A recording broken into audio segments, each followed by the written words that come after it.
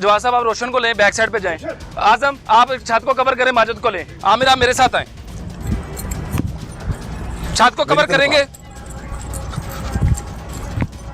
Raiding party ने उस घर को घेरे में ले लिया है। को पुलिस ने कवर कर लिया है चारों तरफ से, आपके निकलने का कोई चांस नहीं है। आपको 1 मिनट दिया जाता है, अपने आप को नहता करें और बाहर आ जाएं। अभी आपको दोबारा वार्निंग दी जा रही है और फायर किया जाएगा, हवाई फायर। अगर आप बाहर नहीं आएंगे तो आप पे सीधे फायर किए जाएंगे। फायर करें भाई। और जो साहब जो करेंगे उनकी तरफ बढ़ते हैं। पुलिस अंदर दाखिल हो चुकी है। पुलिस ने पकड़ लिया है, उन डाकुओं को दबोचने में कामयाब हो चुकी है पुलिस। और फौरी तौर पर ये कार्रवाई को यकीनी बनाते हुए अब मुलजमों की थाने में मुंतकिली का अमल भी यकीनी बनाया जाएगा। पुलिस ने दीदा दलेरी के साथ डाकुओं को गिरफ्तार कर लिया है। डाकू यहाँ पर लूपोश थे और वारदात के हवाले से प्लान बना रहे थे। 1 नहीं 2 नहीं दर्जनों वारदातों में ये डाकू मुलविस हैं। सीआईए चुंग की तरफ से इन डाकुओं को गिरफ्तार कर लिया गया है और एसओपी को अमल दरामद यकीनी बनाते हुए अब तलाशी का अमल शुरू हो चुका है। वेपन अगर निकले तो इनकी एनएसपी करें।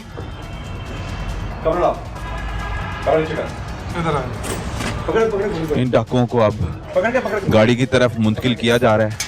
हथकड़ियां लग चुकी हैं।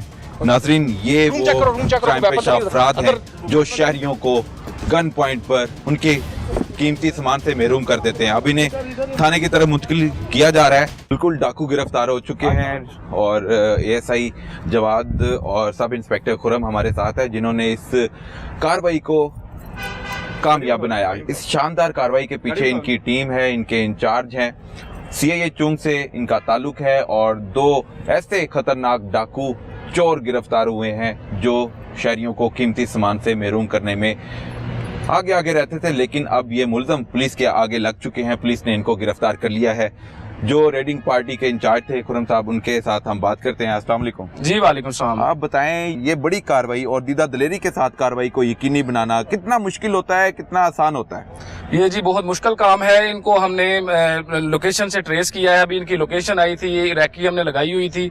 अभी हमने मुकम्मल रेडिंग पार्टी को एसओपी के मुताबिक बुलेट प्रूफ जैकेट डाली गई है, उनको लेके आए हैं और मुकम्मल तौर पे जगह को हमने कवर करके, छतों को कवर करके इनको पे रेड किया गया है और कामयाब रेड है। इनसे वेपन भी रिकवर हुए हैं और इनसे माल मसरूका भी बरामद हुआ है। ये कब से वारदातें कर रहे थे? क्योंकि आपको जब ये कार्रवाई करने का कहा गया तो आपने इस पर काम किया होगा। ये कब से कार्रवाइयां कर रहे हैं? शहरियों को कीमती सामान से महरूम कर रहे हैं, शहरियों से लूट मार कर रहे हैं, गन पॉइंट पर वारदातें करते हैं, घरों में घुस जाते हैं। इनके पीछे क्या कौन लोग हैं या यही लोग हैं जो गिरफ्तार हुए हैं? ये आधी रिकॉर्ड याफ्ता है। अभी तो मामला इनिशियल स्टेज पे हैं, बाकी इंटरोगेशन होगी। ये आधी रिकॉर्ड याफ्ता है और इससे पहले भी ऑलरेडी लाहौर के मुख्तलिफ थानों में इन पे पर्चे दर्ज हो चुके। गिरफ्तारी से पहले भी तो आप प्लान बनाते हैं ना कि ये बंदे ने फलां लाहौर के इलाके में वारदात की, वारदात करने के बाद किस शहर में ये रूपोश हो जाता है, उस हवाले से भी बताएं। ये जी बिल्कुल, ये जो गैंग है ये लाहौर में वारदातें करते हैं और वारदातें करने के बाद ये कराची चले जाते हैं, उधर रूपोश हो जाते हैं। उसके बाद जब इनकी दोबारा ये जो पैसे इन्होंने कमाए होते हैं नशा इस्तेमाल करते हैं और जब वो खत्म हो जाते हैं तो फिर ये वापस लाहौर में आके वारदातें करते हैं। बिल्कुल ठीक है। हमारे साथ एएसआई जवाद भी मौजूद हैं और उनकी टीम भी आप देख रहे हैं जिन्होंने इस रेड को कामयाब बनाया है। कितना मुश्किल होता है जी, आप जान जोखिम में डालकर डाकुओं से मुकाबला करने के लिए मैदान में उतरते हैं? ये बिल्कुल उतना ही मुश्किल है जितना मुश्किल एक फौजी सरहद के ऊपर खड़ा लड़ रहा होता है और उसको पता नहीं होता कि किस तरफ से गोली आ जानी है। उसी तरह से हम लोग यूनिफॉर्म में होते हैं। हम लोगों का तमाम जो क्रिमिनल्स लोग होते हैं वो उन्हें पता होता है कि ये कौन है, कहाँ से आ रहा है, कहाँ जा रहा है। इनको ट्रेस करना, इनको पकड़ना नहायत मुश्किल है। तो इनको पकड़ने के लिए आपकी तरफ से क्या टेक्नोलॉजी का इस्तेमाल किया जाता है जिसकी वजह से फिर इन डाकुओं को गिरफ्तार करने में कामयाब हो जाते हैं? इसमें हमने, चूंकि ये साबका रिकॉर्ड याफ्ता है और उनका तरीका वारदात जो है ना वो सेम है, इसमें हमने इनकी पुरानी सीडीआर ली थी, उनमें हमने IMEI ट्रैक किए। एक लंबा प्रोसीजर से हम गुजरे। उसके बाद हमें पता चला ये कराची है। ट्रेस करते करते हमने टीम बनाई कराची जाने के लिए, लेकिन अल्लाह ताला ने करम किया कि ये खुद ही कराची से चलते हुए ये लाहौर आ गए। जैसा कि आपको मियां खुरम साहब ने भी बताया है, लाहौर में इनकी लोकेशनें आई हैं, मैनुअल हमने काम किया। मलक आजम है हमारी टीम का, बहुत ही काबिल जवान है माशाल्लाह से। मलक आजम ने अपने मुखबर को वहाँ पे तैनात किया था, इनके दाएं में जो ठिकाने थे वहाँ पर। वहीं से हमें मैनुअल इन्फॉर्मेशन चलती चलती और आज आपके सामने अल्लाह ताला ने हमें कामयाबी दी है। इन्होंने रिसेंटली एक घर में वारदात की थी और वो एक डॉक्टर थे जिनके घर में वारदात की गई। जी। कितने कीमती सामान से महरूम किया गया, कितने मालियत का सामान था, नकदी थी, जेवर था और क्या क्या था? अल्हम्दुलिल्लाह इनसे कैश, नकदी, फॉरेन करेंसी वो सब कुछ रिकवर हो चुका है। बाकी की डिटेल्स आगे चलेगी, अभी इनका और इंटेरोगेट होंगे और भी बहुत कुछ निकलेगा इंशाल्लाह।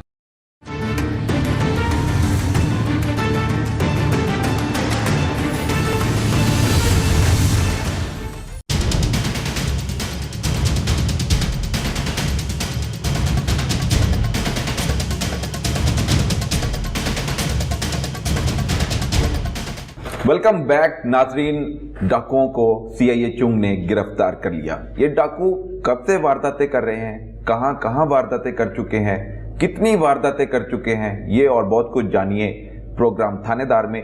ये डाकुओं से जो की गई रिकवरी है वो आप देख रहे हैं, डीएसपी सीआईए चुंग के टेबल पर मौजूद है और लाखों रुपए मालियत के जेवर भी हैं, करेंसी भी है, गैर मुल्की करेंसी भी है, जो सीआईए चुंग की तरफ से डाकुओं से बरामद करके अब मज़ीद तहकीकात को आगे बढ़ाने के लिए मुलज़म से तफ्तीश भी की जा रही है।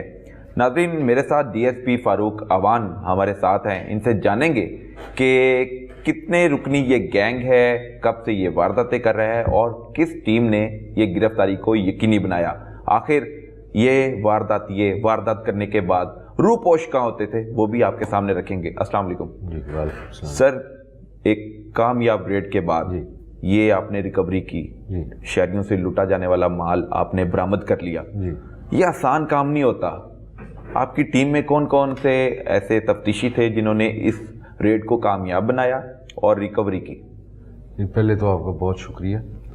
एक तो ये है कि ये ऑर्गेनाइज क्राइम सीआईए नहीं है, ऑर्गेनाइज क्राइम है। तो इसमें हमारा काम ही ये है कि ऑर्गेनाइज क्राइम को पकड़ना ऑर्गेनाइज तरीके से। इसमें सारा जो वर्क है वो खुरम साहब हैं हमारे, इस टीम के इंचार्ज हैं। उसमें मियाँ खुरम है, जवाद साहब हैं, रफ़ीक डोगर साहब हैं, आज़म हैं, ये सारे आईटी के एक्सपर्ट भी हैं। तो इन्होंने इस गैंग को ट्रैक करके ये वारदातें करते हैं। तकरीबन इनकी उम्रें अब हैं 30-30, 35-35 साल। तो ये पिछले 10-12 साल से वारदातें कर रहे हैं। ठीक है, पेशावर गैंग है। पेशावर गैंग है ये।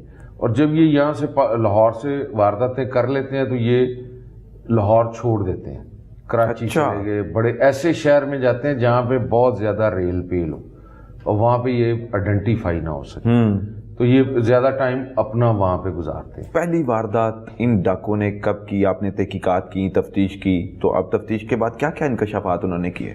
पहली वारदात चूंकि नशे के आदी हैं ये, और नशे ने ही इनको इस काम पे लगाया, और ये कोई मतलब ये आदि क्रिमिनल है, इनकी फैमिली भी क्रिमिनल है।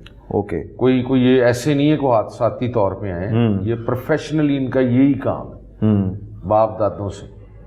तो ये जो दूसरे मुल्कों में इसको, यानी अगर आप मिडिल ईस्ट में जाएं तो बलगरी जो है, जो नकबजनी हम जिसको, वो दहशत गर्दी है और उसकी सजा भी मौत है। यहाँ पर जो है ये इतना बड़ा क्राइम नहीं कि एक आदमी वो घर छोड़ के गया अपना बराबर आया, जब वो आया घर में वापस तो हर शय बिखरी पड़ी है और उसका ताले टूटे हुए हैं, हर शय ही गायब है घर से। तो ये ऑब्वियसली एक है तो दहशत गर्दी। ठीक है, वो हमारा ये डकैती की वारदातें भी करते हैं, ये नकबजनी भी करते हैं और मुख्तलिफ क्राइम में ये मुलविस हैं। जी, ये हाउस रॉबरियां और हाउस बर्गरीज में के ये मास्टर हैं, और स्पेशली नकबजनियां घरों में करने के ये प्लान कैसे बनाते हैं? जो तीनों इनके साथी हैं, डाकू, चोर, ये कैसे गैंग बना और फिर ये तीनों वारदातें करने लगे? ये गैंग इनके जेल में इस्टेब्लिश हुए। जेल में जब ये जाते हैं वहाँ पर ये मुख्तलिफ बैरकों में इकट्ठे होते हैं